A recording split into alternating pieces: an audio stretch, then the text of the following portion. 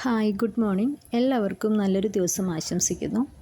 ഇന്നൊരു ട്രാവൽ വ്ളോഗാണ്. ടെമ്പിൾ വിസിറ്റാണ് ഇന്നത്തെ വ്ളോഗിൽ ഉൾപ്പെടുത്തിയിരിക്കുന്നത്. ചെറിയ ഒരു മഴയുള്ള ദിവസമൊക്കെ ആയിരുന്നു എങ്കിലും കഴിയുന്നത് പോലൊക്കെ വീഡിയോയിൽ ഉൾപ്പെടുത്താൻ കഴിഞ്ഞിട്ടുണ്ട്. ഇപ്പോൾ ക്ഷേത്രത്തിൻ്റെ വാതിക്കലെത്തിയപ്പോൾ തന്നെ കുഞ്ഞപ്പു ഹാപ്പിയായി. കാരണം അവിടെ നിറയെ കളിപ്പാട്ടങ്ങളൊക്കെ വിൽക്കാനുണ്ടായിരുന്നു. ആലപ്പുഴ ജില്ലയിലെ തന്നെ ഏറ്റവും പ്രധാനപ്പെട്ട ക്ഷേത്രങ്ങളിലൊന്നാണ് പുന്നപ്ര അറവുകാട് ശ്രീദേവി ക്ഷേത്രം. ഞങ്ങളുടെ വീടിൻ്റെ കുറച്ചടുത്തു തന്നെയാണ് ഈ ക്ഷേത്രം സ്ഥിതി ചെയ്യുന്നത്. ഞങ്ങൾ മിക്കപ്പോഴും ക്ഷേത്ര ദർശനത്തിനായി ഇവിടെ എത്താറുണ്ട്. വിളിച്ചാൽ വിളിപ്പുറത്തെത്തുന്ന ദേവിയാണ് അറവുകാടമ്മ. ചക്രവർത്തിനി ഭാവത്തിലുള്ള ദേവിയുടെ പ്രതിഷ്ഠയാണ് ഇവിടെയുള്ളത്. സാധുജനങ്ങൾക്ക് ഉപദ്രവം ചെയ്തുകൊണ്ടിരുന്ന അസുരനെ കൊന്ന് സാധുജന സംരക്ഷകയായി അറവുകാടമ്മ വസിക്കുന്നുവെന്നാണ് ഇവിടുത്തെ വിശ്വാസം. കൂടാതെ സരസ്വതി ദേവിക്ക് പ്രത്യേകം പ്രതിഷ്ഠയുള്ളതിനാൽ വിദ്യാരംഭത്തിനും കുട്ടികളെ ഇവിടെ ഇരുത്താറുണ്ട്.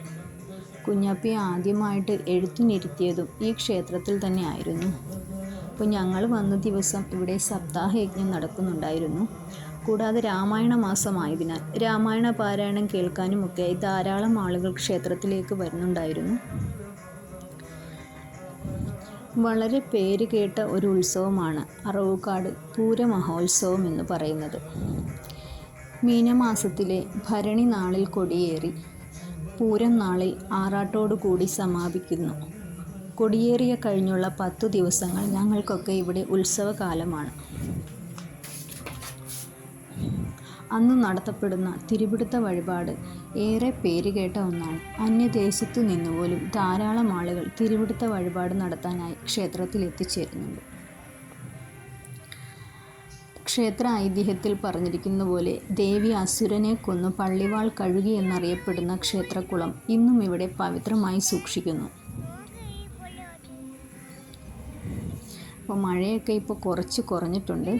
അപ്പം കുഞ്ഞാപ്പു അപ്പോൾ പതിയെ അവിടെയൊക്കെ ഓടിക്കളിക്കാൻ തുടങ്ങിയിട്ടുണ്ട്. അവൻ്റെ ടോയ്സൊക്കെ വിൽക്കുന്ന കട എവിടെയാണെന്ന് അന്വേഷിച്ചിങ്ങനെ നടക്കുകയായിരുന്നു.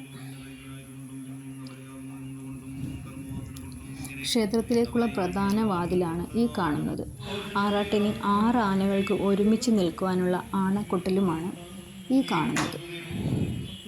കൂടാതെ കാളീദേവിയുടെ പ്രതിഷ്ഠയും ക്ഷേത്രത്തിൻ്റെ പ്രധാന വാതിലിന് വടക്ക് ഭാഗത്തായി കാണാം. അപ്പോൾ ഇന്നേ ദിവസം സപ്താഹയജ്ഞത്തിൽ യജ്ഞശാലയിൽ കൃഷ്ണ ഭഗവാന് ഏറ്റവും പ്രിയപ്പെട്ട ഉണ്ണിയൂട്ട് വഴിപാട് നടത്തുന്നുണ്ടായിരുന്നു. അപ്പോൾ കുഞ്ഞാപ്പിക്കും ഞങ്ങൾ ഉണ്ണിയൂട്ട് വഴിപാട് നടത്തിയിരുന്നു. കുഞ്ഞുമക്കളെ എല്ലാവരെയും മടിയിലിരുത്തി ഭഗവാന്റെ കീർത്തനം പാടി വിഭവസമൃദ്ധമായ സദ്യ വിളമ്പി കൊടുക്കുന്നുണ്ടായിരുന്നു. അത് കാണാൻ തന്നെ നല്ലൊരു ഐശ്വര്യമാണ്.